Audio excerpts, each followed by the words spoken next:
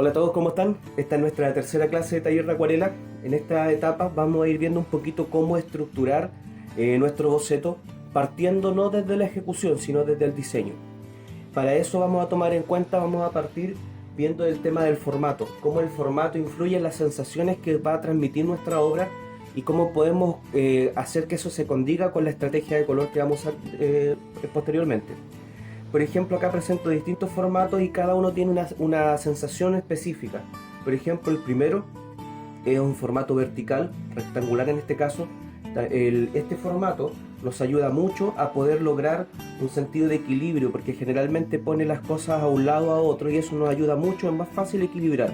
Otro elemento positivo que tiene es la elevación. Generalmente también este se ocupa harto para retratos individuales o cuando queremos retratar algún monumento, tiende a ensalzarlo. Entonces es importante esta figura, poder también en este caso tener nuestros personajes de la mitad hacia arriba ocupando un buen espacio. También nos ayuda mucho a generar un movimiento ascendente, entonces se produce un sentido de elevación súper marcado. En el caso del segundo tenemos un formato vertical.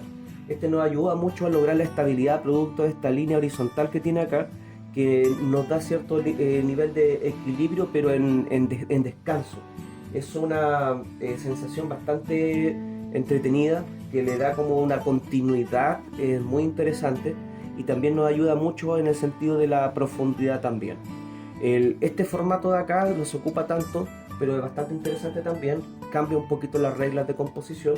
Este se ocupa para centrar la visión. Cuando nosotros queremos tener en este caso que nuestras líneas imaginarias se dirijan hacia el centro, nuestros objetos se dirijan hacia el centro, se fijan acá, se ocupa esto bastante en fotografía, pero nosotros lo vamos a aplicar de vez en cuando a la pintura siempre y cuando en este caso sea el formato cuadrado y se lleve la vista hacia el centro. Todos los objetos y las direcciones van hacia el centro. Insisto, no es muy habitual en la pintura, y a veces puede ser un problema si el formato, por ejemplo, es de este tipo en horizontal o vertical, pero cuando ya es un formato cuadrado, ahí es mejor ocupar estas leyes de composición. Otro formato poco ocupado, por lo menos en general, es el formato circular. Yo lo he visto bastante en obras de botánicas. Este formato es muy interesante también porque da la sensación de movimiento. Generalmente este movimiento interminable del círculo nos da una sensación de constante movimiento interno, es bien interesante. También se produce un efecto envolvente y además se genera una sensación de suspensión. Es muy interesante este formato, a pesar de que es poco usado. Este es menos usado todavía, el ovalado. Este formato es más interesante, tiene un potencial tremendo porque da una sensación de sosiego por su forma. Es muy estable, muy armónico, y se ocupa bastante poco. Es muy distinto, tenemos el último formato que vamos a revisar en esta pasada rápida, el formato triangular. Nos ayuda a generar un sentido de presión, tiende a contener la imagen y la imagen siempre va a tomar un tipo 3D más marcado. Por lo tanto, este formato se ocupa bastante en ilustración. La mayoría de los ejercicios en tiralínea, acuarelas de carácter ilustrativo usan este. Ya lo más clásico ocupa estos dos. Estos formatos se ven bastante en la pintura renacentista, por ejemplo. Este viene de la fotografía y estos dos son más pictóricos clásicos tipo formato apaisajado. En la segunda etapa que vamos a revisar, vamos a estar viendo el tema rápidamente también, un poquito entender cómo funciona la ley de tercios, ¿ya? Esta ley es muy sencilla, casi todas las cámaras fotográficas de teléfono traen estas funciones, por lo tanto yo la recomiendo bastante. ¿Por qué? Porque nos permite, al momento de capturar una imagen en el aire libre, por ejemplo, si nosotros salimos a hacer un registro, nos permite tener en cuenta estos temas del equipo. Vamos a ir revisando paso a paso. Lo primero es que la ley de tercio es muy sencilla, divide el alto en 3 partes iguales y el ancho en 3 partes iguales. En este caso, por ejemplo, donde se juntan las líneas, se llaman puntos de fuerza, ¿ya? PF. Hay 4 puntos de fuerza, por lo tanto, y cada uno tiene una función distinta. Generalmente, por ejemplo, cuando yo pongo un centro de interés que sería el protagonista, lo pongo acá, lo que más me conviene es dejar la vista despejada o generalmente el punto de fuga, por ejemplo, si todas las líneas de un cuadro van hacia allá, un camino y todo, allá se genera la profundidad, entonces me conviene tirarlo al otro lado. O a veces si el protagonista va acá, por ejemplo, a una persona caminando en esa dirección, ahí genera una línea más larga porque hay más distancia. Ahora, estos puntos no son estáticos, a veces yo lo puedo mover un poco para afuera, un poco para arriba, un poco para el lado, pero la idea es descentrar para no generar una tensión incómoda y una guerra entre el lado izquierdo y derecho, si no se produce de esa manera una tensión súper compleja de resolver incluso con colores después. En cambio, de esta manera es más fácil ubicarlo, en este caso el punto de fuga y el centro de interés. Estas líneas que se generan arriba y abajo también nos ayudan a sacar la línea del centro, que es algo también bastante complejo en composición. Muchas veces uno está acostumbrado y puede manejarlo, y a veces hay pequeñas excepciones en formato cuadrado, por ejemplo, como veíamos, pero en general genera una tensión súper incómoda al momento de estudiar la composición. Por ejemplo, la línea de horizonte 1 nos ayuda cuando tenemos objetos acá arriba. Aquí hice un pequeño boceto, estos son bocetos rápidos, eso sí, siempre, de apunte de 1 minuto, para ver cómo podríamos ocupar la línea de horizonte. En el caso, cómo saber cuándo la bajamos o la subimos. Por ejemplo, acá como tengo el cerro y un pequeño bosque de pino acá a la lejanía, me conviene porque el reflejo y en el movimiento de la ola está la belleza. Entonces yo tengo que saber que no puedo tirar muy abajo. Por ejemplo, esta línea de horizonte no la podría haber dejado abajo porque dejo mucho espacio al cielo, y el potencial de esta fotografía original que yo vi lo tenía en el agua, en los reflejos que se producían. Entonces, en cambio, si hubiera estado el agua pobre, con malos efectos, y hubiera estado un cielo más interesante, yo corro la línea hacia abajo. Siempre es importante que el espacio, los 2/3, lo ocupa la información interesante. Ya en este caso la información interesante estaba acá, y eso también me permite lograr una mejor distancia, un camino más largo que recorrer. Otra manera, en este caso a través del centro de interés, es lo que les explicaba en el anterior. En este caso acá tenemos un personaje sentado, el personaje está mirando hacia adentro y también lleva la vista un poquito hacia este punto vacío. La vista se fija que como que transita hacia allá la profundidad, el punto de fuga estaría más o menos en esta dirección. Entonces tengo un objeto acá, en este caso una roca grande, y tengo el otro objeto acá, y ahí se produce también el tema del equilibrio. Pero también me preocupé, en este caso como tengo la línea de horizonte, el punto de fuga muy cerca de este punto acá, podría ser línea de horizonte, el otro me preocupé de no dejarlo a la misma altura, sino que lo moví un poquito hacia abajo. Generalmente nos va a pasar que vamos a ver una foto o vamos a ver el real, y nosotros nos vamos a sentir por naturaleza obligados a reproducir tal cual estamos viendo, y eso es un problema porque nosotros tenemos que siempre ordenar nuestra composición. Ordenar no es tan complejo, simplemente imaginémonos que por ejemplo está un fotógrafo y yo les voy a presentar una imagen acá.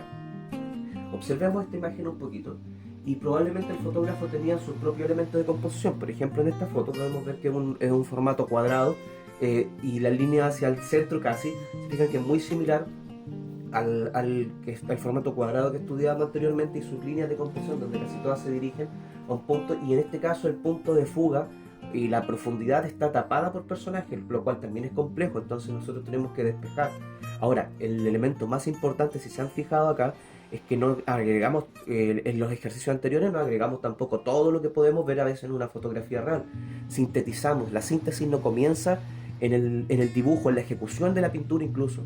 A veces podemos pensar que un par de pinceladas nos dan soltura, y es verdad. Podemos ver, por ejemplo, en esta obra que los objetos se pierden uno al lado de otro, una obra muy destacada, un artista reconocido, que él permite que los ambientes se generen esas atmósferas al mezclar los elementos, las distancias, las profundidades, los tonos, los colores, sobre todo los contornos. Entonces el concepto de síntesis sí está muy bien desarrollado. Ahora, nosotros tenemos que procurar que la síntesis comience antes, en este caso en la composición. Miren, vamos a ver este ejercicio acá.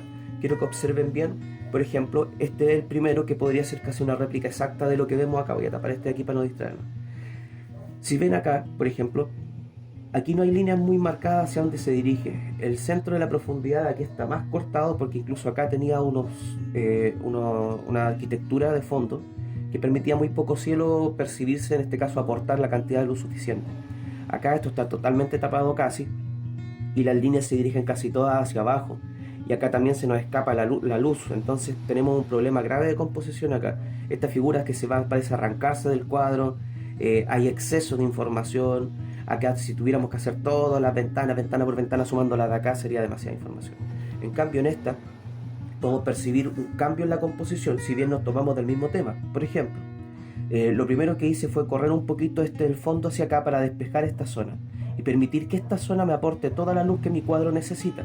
Otro elemento es que yo puedo ver si el punto de fuga está aquí o está acá, no solamente en las direcciones que van los objetos, sino sobre todo en las direcciones que se proyectan las sombras. Si yo las proyecto hacia abajo, significa que la luz potente viene desde acá, y esa luz generalmente va rodeada de una aura fría o una aura cálida. En este caso yo la proyecté un poquito más chueca. poquito más para acá, para que la vista, esta sombra me dirija hacia un punto de fuga imaginario acá. Es por eso que al momento de pintar yo acá tengo que poner con un color potente, por ejemplo, y acá también. Otra cosa evidentemente que moví, en este caso es nuestro personaje central, que va en esa dirección. ¿Por qué central? Por su tamaño, por su ubicación, está cerca de un punto de fuerza, tiene un sombrero distinto a los demás, tiene más información. Le quité un poquito de protagonismo para hacerlo parte del ambiente, en este caso a esta vía de locomoción que tenemos acá, que puede ser un tranvía, un bus, y lo corrí un poquito más para acá, para que también en este caso el brillo que podemos lograr en esta zona contraste con la oscuridad de acá. Entonces el punto de fuerza aquí está potenciado a través de un contraste fuerte de luces. A grandes rasgos lo que buscamos nosotros es ejecutar en este caso en el diseño de un boceto, por ejemplo. Imaginemos lo siguiente, tengo acá y tengo acá. La ejecución es algo más cuidadoso con otros lápices, pero en este caso el mapa y nuestro diseño parte siendo trazos rápidos. ¿Por qué? Yo ¿qué recomiendo acá? Un ejercicio de 2 minutos. En 2 minutos nosotros ¿qué vamos a estar obligados a hacer? A resolver rápidamente, pero también con soltura. Entonces eso nos va a permitir, si no somos capaces de soltarlo en el momento de hacer un boceto, de tirar un trazo suelto, rápidamente unas marcas, unos apuntes ligeros, más nos va a costar obviamente con pincel con agua, que tiende a ser un poquito menos dominable, ¿ya? Así que les recomiendo, por ejemplo, busquen 5 fotografías. No es que no estén perfectamente compuestas, cámbienle la composición, muevan cosas, ordenen cosas y ejecútenlo rápido. Por ejemplo, pueden poner el cronómetro en 3 minutos y al momento de ejecutarlo se van a dar cuenta que hay cosas que se le olvidaron apuntar. Y es normal, está bien, pero tenemos que darle más velocidad, porque a veces nuestro objetivo en el natural, por ejemplo, estamos viendo un paisaje al aire libre, un paisaje urbano, y las personas se mueven, los árboles se mueven, los autos se mueven, las nubes se mueven, las proyecciones, el sol si cambia se va a mover. Entonces tenemos que ser rápidos para ejecutar. Eso, chicos, sigan al pie de la letra, ojalá cada consejo, porque es muy importante, en este caso una estructura para poder luego, cuando estamos acostumbrados a ejecutar esto hartas veces, después se nos va a hacer súper natural y vamos a tener todo en nuestra mente, no vamos a tener que estar anotando cada cosa que hacemos, ¿ya? Un abrazo y quedamos atentos para la próxima clase. Nos vemos.